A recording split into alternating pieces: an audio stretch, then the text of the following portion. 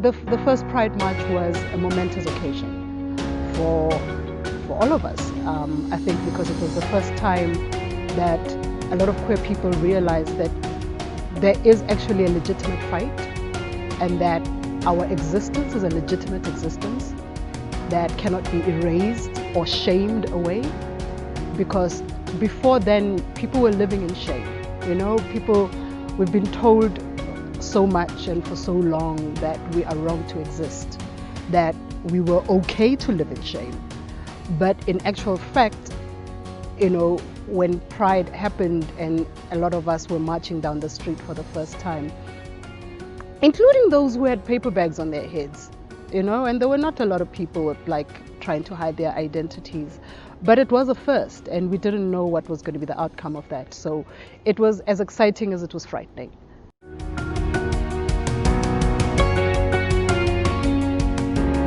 Okay, so the process was not as simple as me just deciding to speak.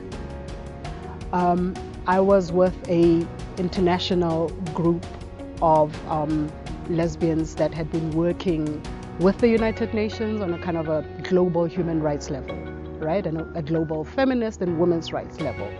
And so we'd spent 2 weeks before then in the NGO forum in Beijing, before the governments and the heads of states met to discuss what was then called the Platform for Action.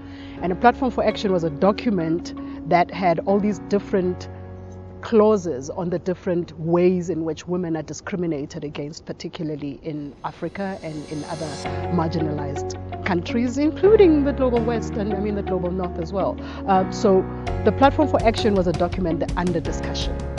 And in the Platform for Action, they had brackets on every clause and every term and every word that was in dispute.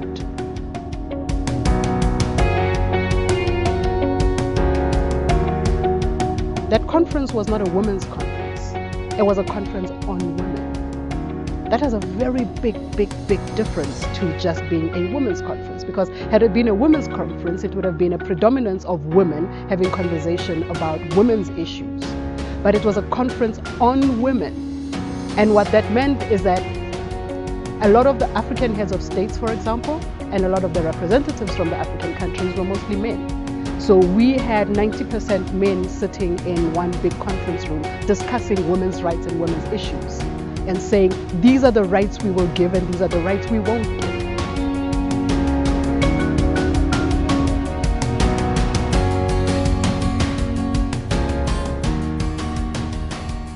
When we found out that we could have 5 minutes to try and convince the plenary that lesbian rights are women's rights and women's rights are human rights, we took the opportunity.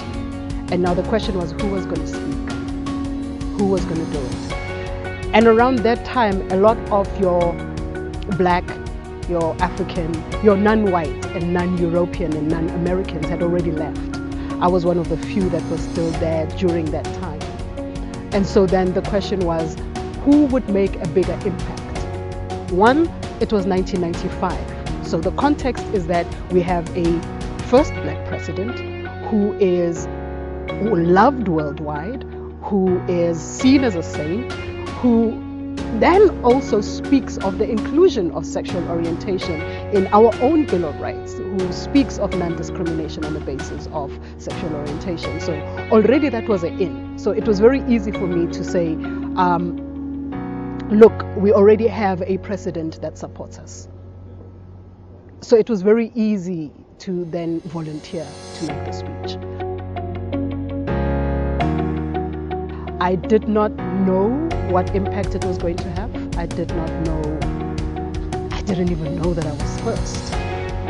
I didn't know I was making history. I think if I'd known, I probably wouldn't have done it. Or maybe I would, I don't know. I didn't know. All I knew was that somebody's got to make the speech and I was the perfect person to do it.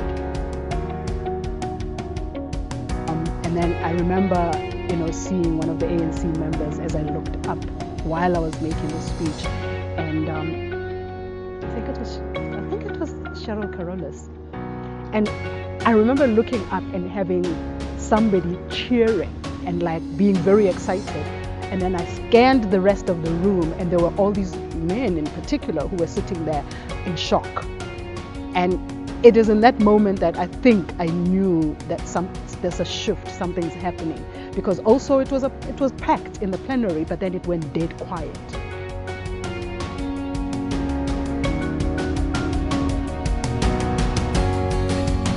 Probably not. I live in a different country now. I live in a country where we are not so joyous about the fact that we are free, because now we realize actually the freedom was cosmetic. People are just as unemployed, if not more. People are living in dire poverty. We are in a really radically we are in a bad place. You know, I can Englishicize and Englishicize, but we are not in a very nice condition right now in our country. And so I suppose I would be speaking from a place of not so much of the positives. I was speaking from a positive space then. I was speaking from a space of a country and a president that had hope. We had a vision of the future, and the vision of the future is not what it is now.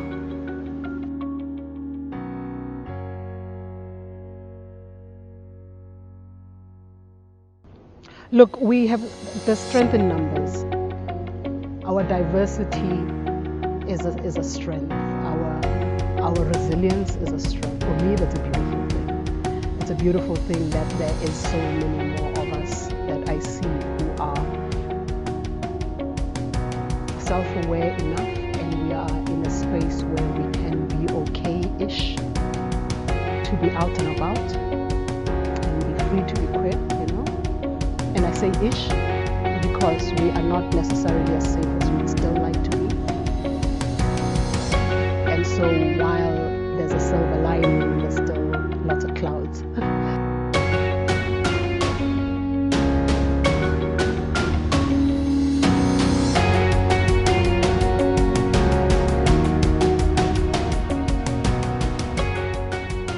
I am concerned about our health, our mental health in particular. I am concerned about the drug and alcohol abuse and substance abuse. I am concerned about how we are abusive to one another, how we judge and discriminate each other. Those things concern me, because we are, after all, one family of people that are discriminated against over and above everybody else.